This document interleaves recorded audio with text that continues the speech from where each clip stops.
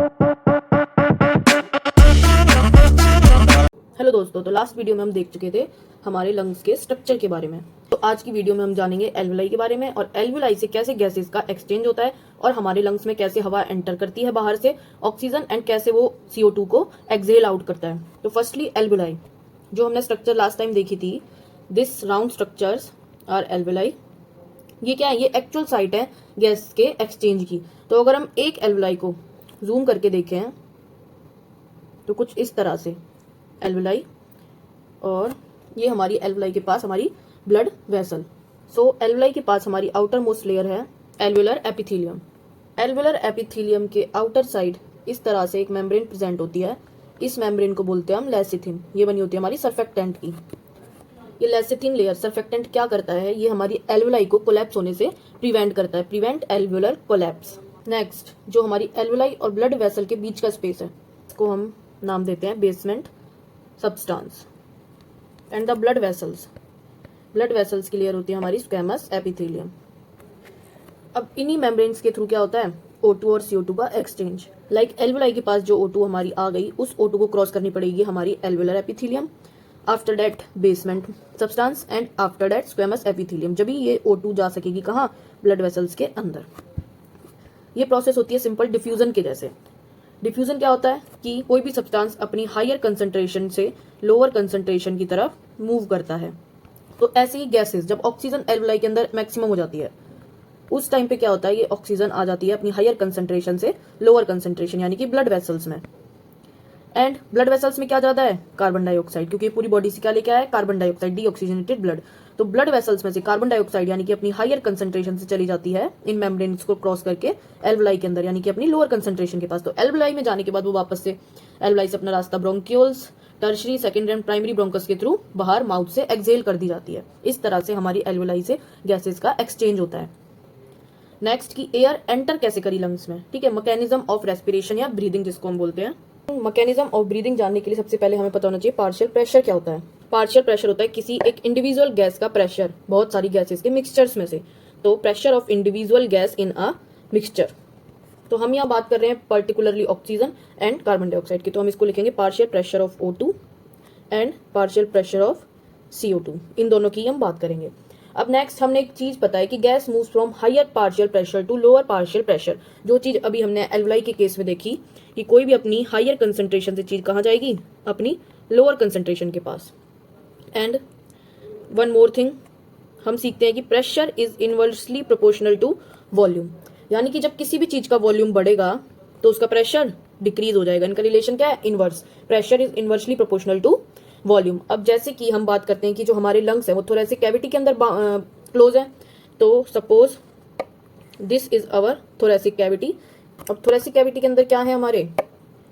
Suppose this is lung. जो lung के अंदर की हमारी कैविटी यानी कोई भी खाली स्पेस, उसको क्या बोलते हैं हम? Pulmonary cavity. अगर हम इसी के अकॉर्डिंग चलें तो हुआ क्या, जब हमने देखा था कि लंग्स की स्ट्रक्चर में इस तरह से ये हमारे लंग्स हैं और इनके नीचे एक डोम शेप स्ट्रक्चर प्रेजेंट है, डायफ्राम। एंड जो हमारी रिब्स है इस तरह से इनको कनेक्ट करती हैं हमारी मसल्स। इस तरह से यहाँ प्रेजेंट होती है हमारी मसल्स। तो होता क्या है, जब हमारी मसल कौन कौन सी? हमारी diaphragm, this one red structure, plus हमारी external intercostal muscle. Okay, when these two muscles are contract, ये दोनों मसल क्या करती हैं? कॉन्ट्रैक्ट। कॉन्ट्रैक्ट करने से क्या होता है? जो हमारा डोम शेप्ड डायफ्राम है ये इधर आ जाता है इस तरह से फ्लैटन स्ट्रक्चर में। एंड जो ये मसल्स है हमारी, जो रिब्स के पास ये मसल्स हैं, एक्सटर्नल इंटरकोस्टल मसल, जब ये कॉन्ट्रैक्ट करती हैं तो ये स्ट्रेच हो जाती हैं। तो स्ट्रेच होने के बाद क्या होता है? अब वॉल्यूम ज्यादा हो गई। ये सब क्या है? हमारी थोरेसिक कैविटी जिसको हम बोल रहे थे। जब थोरेसिक कैविटी की इन चीजों की वजह से क्या ज्यादा हो गई? वॉल्यूम। अब किसी चीज की वॉल्यूम ज्यादा हो गई तो उसका प्रेशर, हमने देखा था कि उसके रिलेशन क्या है? Inversely proportional. तो जब वॉल्यूम ज्यादा हो गई तो प्रेशर क्या जाएगा? लो। तो देखिए होता क्या है, कॉन्ट्रैक्ट करने के बाद जो हमारा डायफ्राम है वो तो जाता है फ्लैटन, एंड जो हमारी EICM एक्सटर्नल इंटरकोस्टल मसल्स हैं कॉन्ट्रैक्ट करती है। जब क्या होता है? Rib cage moves upward and forward.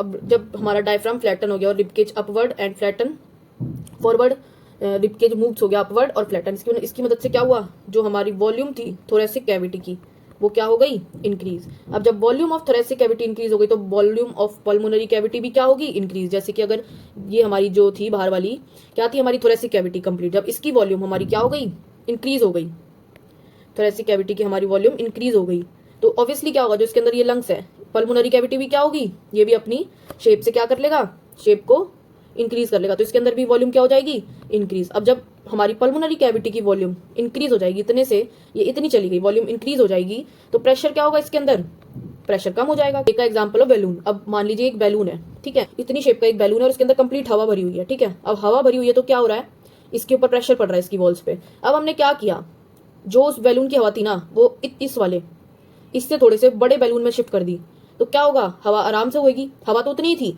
पर बैलून बड़ा ले लिया, तो क्या होगा, आराम से हवा अपना घूमेगी। तो इसका मतलब क्या हुआ, वॉल्यूम बढ़ाने से जो उसकी वॉल पे प्रेशर पड़ रहा था वो क्या हो गया, कम हो गया। अब वॉल पे प्रेशर कम हो गया, जैसा कि हमने अभी यहाँ पे देखा कि इसकी वॉल्यूम इंक्रीज हो गई, तो प्रेशर क्या हो गया, लो हो गया। तो अब जब प्रेशर पल्मोनरी कैविटी के अंदर लो हो गया तो क्या हुआ, हमने अभी पढ़ा था कि कोई भी चीज अपनी higher concentration to lower concentration move करती है। तो जब इसके अंदर प्रेशर कम हो गया, हमारे पल्मोनरी कैविटी के अंदर हवा का प्रेशर कम हो गया, तो क्या होगा, बाहर से जो भी ऑक्सीजन है वो इनहेल करके कहाँ आ जाएगी, हमारे लंग्स के पास, उस प्रेशर को फिल करने के लिए। तो क्या होगा, pressure decrease and air moves from high pressure to its lower pressure. So this is the process of inspiration. इस प्रोसेस को क्या बोलते हैं हम, सांस अंदर लेने की प्रोसेस, दिस इज इंस्पिरेशन। ठीक, यहाँ बात करने वाले हम एक्सपिरेशन की। एक्सपिरेशन में क्या हो रहा है, जो हमारा diaphragm plus external intercostal muscles थे, ये पहले कॉन्ट्रैक्ट हुए थे इंस्पिरेशन की प्रोसेस में, इस जगह क्या होते कॉन्ट्रैक्ट, अब ये क्या कर जाएंगे दोनों, रिलैक्स। जब ये रिलैक्स कर गए तो जो डोम शेप स्ट्रक्चर है, यानी कि जो पहले फ्लैटन हुआ था वो फिर से क्या हो जाएगा, डोम शेप अपनी ओरिजिनल पोजीशन में आ जाएगा। यहाँ आया था ये कॉन्ट्रैक्ट करने के बाद, और ये जब रिलैक्स हो जाएगा तो आफ्टर रिलैक्सेशन ये क्या हो जाएगा, दोबारा से अपनी ओरिजिनल पोजीशन यानी कि डोम शेप्ड में चला जाएगा। तो ये हो जाएगा dome shaped and ribs inwards and downwards. Ribs भी अपनी ओरिजिनल पोजीशन में चली जाएंगी, रिप्स इनवर्ड्स एंड डाउनवर्ड्स। इससे क्या हुआ, अब जैसा कि हमने देखा था, जब हमारे पहले तो क्या हो गया था, इसकी वॉल्यूम इंक्रीज हो गई थी और इसके अंदर इतनी बाहर से ऑक्सीजन आ गई थी, तो इसने इसके प्रेशर को पूरी तरह से मेंटेन कर लिया था। अब क्या हुआ, हमारी एक्सपिरेशन की प्रोसेस में फिर से क्या हुआ, जो हमारा डायफ्राम था वो डोम शिफ्ट में चला गया एंड जो हमारे रिप्स थे वो भी अपनी ओरिजिनल पोजीशन में चले गए। तो क्या हुआ, जो पहले इतनी इसकी वॉल्यूम इंक्रीज हो गई थी वो फिर से क्या हुई, वॉल्यूम डिक्रीज हो गई। डिक्रीज होकर क्या हुआ, वो अपनी ओरिजिनल पोजीशन पे आ गया, लेकिन उसके अंदर हवा तो उतनी भरी हुई है।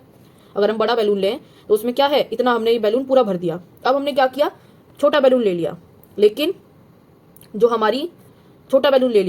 हमारी हवा भरी हुई थी इस बड़े बैलून में, हवा हमने इतनी ही इस छोटे बैलून में भरी, तो क्या होगा, इसकी वॉल्स पे प्रेशर एक्सर्ट होगा, प्रेशर लगेगा तो क्या होगा, यहाँ हाई प्रेशर, तो हवा अपने हाई प्रेशर से कहाँ जाएगी, बाहर की तरफ। तो ये बाहर की तरफ माउथ से हवा निकल के क्या हो जाएगी, बाहर निकल जाएगी। This is expiration. ठीक है, जैसा कि हमने यहाँ देखा था। अब ये ribs downwards, inwards and downwards and dome shaped हो गया, तो इसकी वजह से क्या हुआ, जो हमारा वॉल्यूम था वो डिक्रीज हो गया। वॉल्यूम डिक्रीज हुआ तो क्या हुआ, प्रेशर इंक्रीज हो गया। अब प्रेशर इंक्रीज हुआ तो हवा अपने ज्यादा प्रेशर वाली जगह से कम प्रेशर वाली जगह में जाएगी, तो यहाँ से क्या होगा, जो हमारी एयर है वो मूव कहाँ कर जाएगी, outside. So this is the process of expiration. इसको दूसरी भाषा में बोलते हैं हम एक्सहेलेशन, यानी कि सांस बाहर छोड़ना, एंड दिस इज इनहेलेशन, यानी कि हवा को अंदर लेना। Hope you understand it well. If you have any doubt, you can comment on this video. If you like the video, please like and subscribe.